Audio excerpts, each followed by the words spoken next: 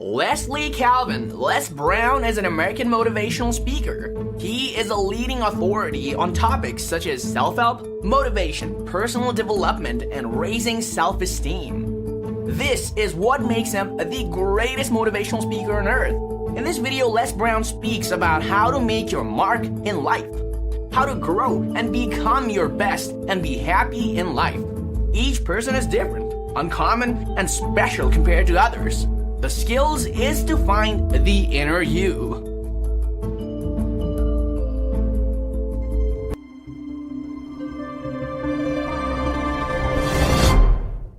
See, at some point in time, all of us have seen our destiny. I was 6 years old, a man by the name of Reverend Ed Graham, a Mount Zion Baptist Church in Miami. I was 6 years old, right before Christmas. My mother was ill. We had no food in the house. And this tall, strapping man around 6'1" came to the door with a food basket in his hand. And he says, "Hello, is this the Brown family?" My mother said, "Yes.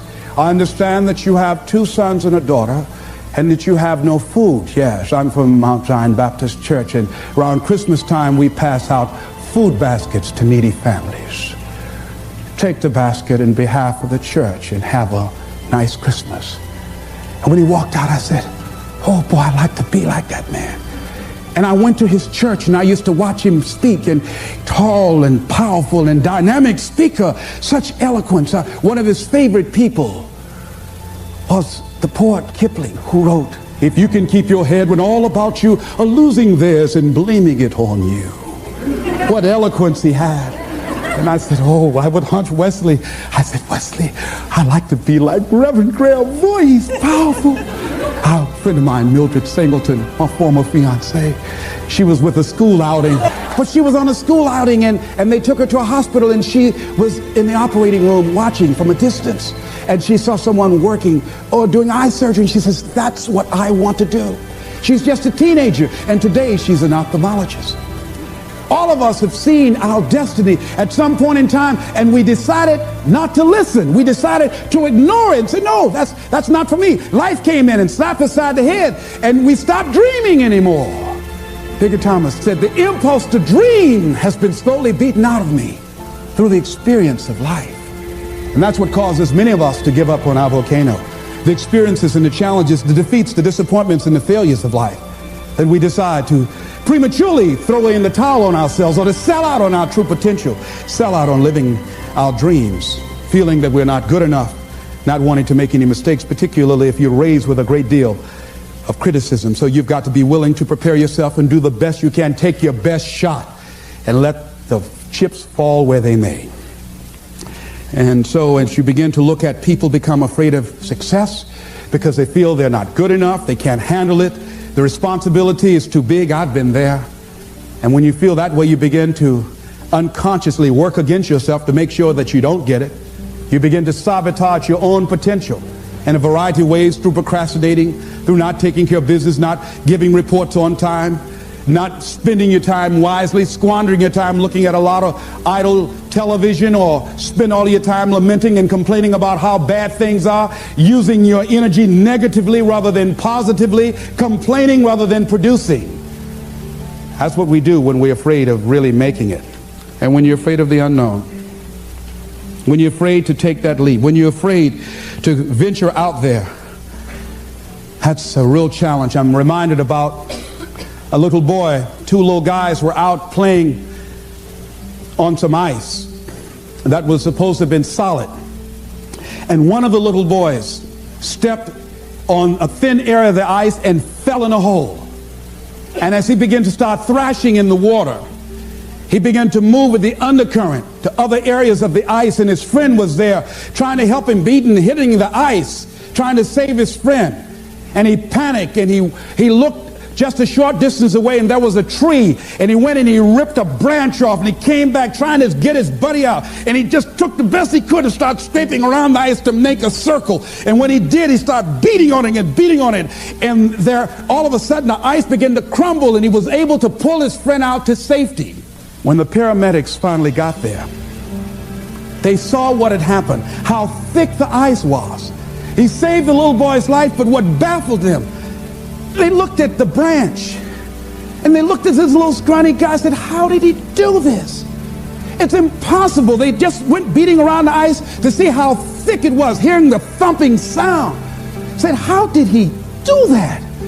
I mean, it was a miracle that he was able to just take that branch and go around, make a circle, and beat the ice and pull him through. It's just too small. It's just impossible. And an old man standing around, hearing the conversation, stepped forward and said, I can tell you how he did it.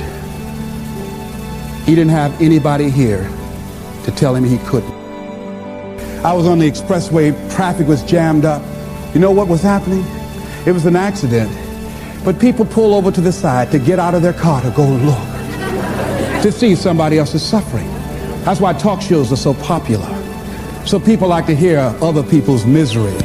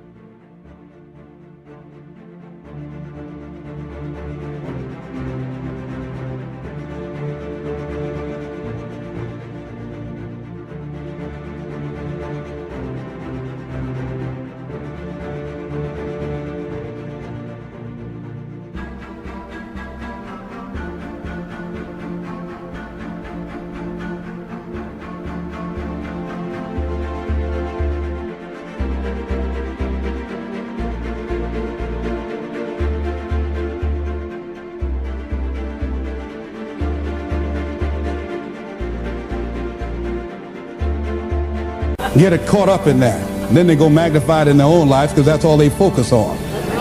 I bet not catch you going to any accidents here. Bob Boyd went to conquer his volcano like that gentleman who decided it doesn't matter how many times I fail.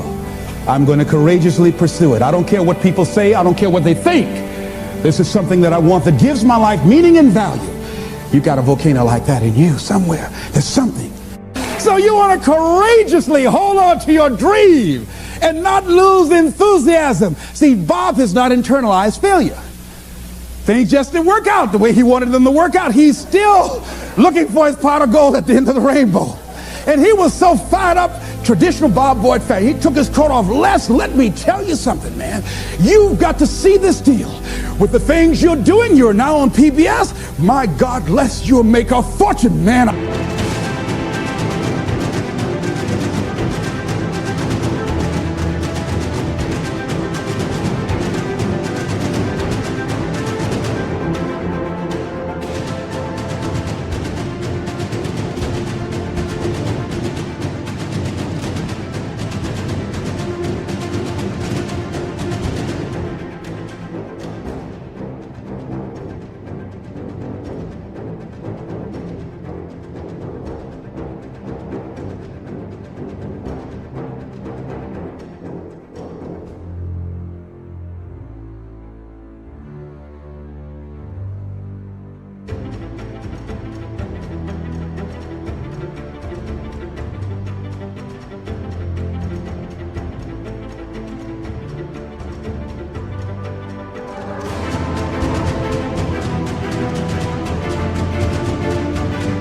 I just can't wait to tell you about it. I said, tell me, Bob, tell me.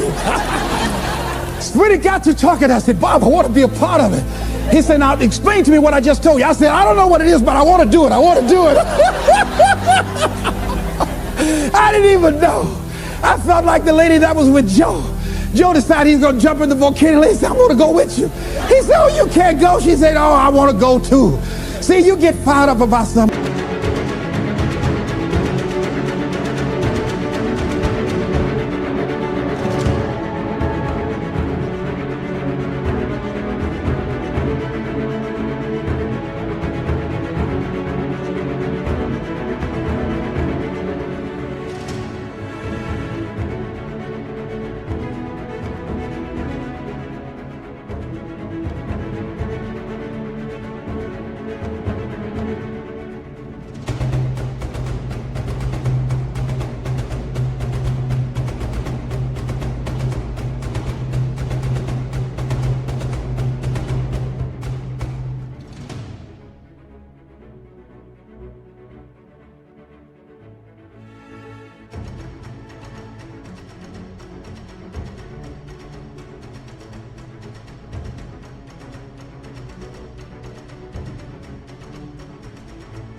People will come to see you burn. They want to go too.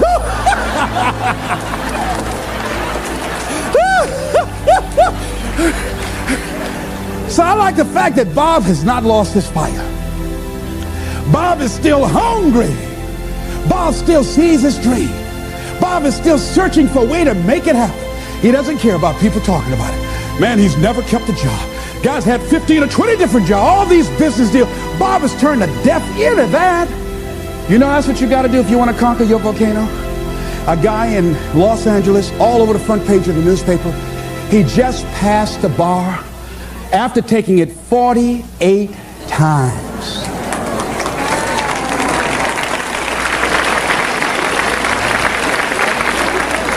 That bar was his volcano.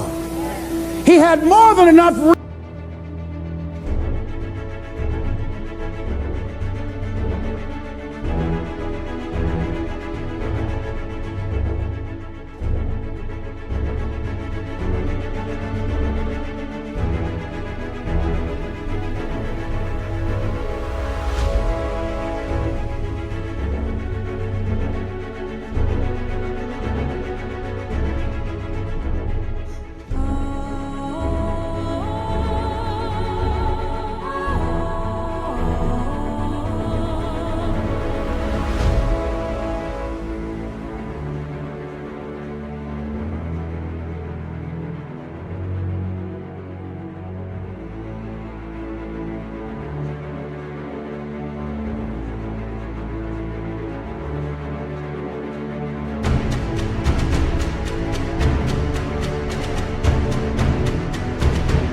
Reason and excuses not to take it.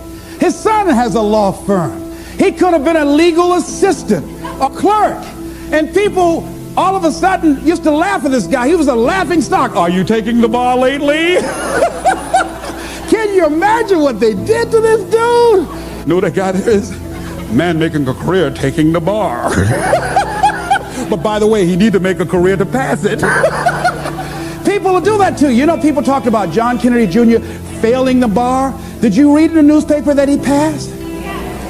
I didn't see that, but did they make a bigger deal about him passing as they did when he failed? No, you know why? People like to see you fail. They like to see that. People like that. I don't know why it's set up like that.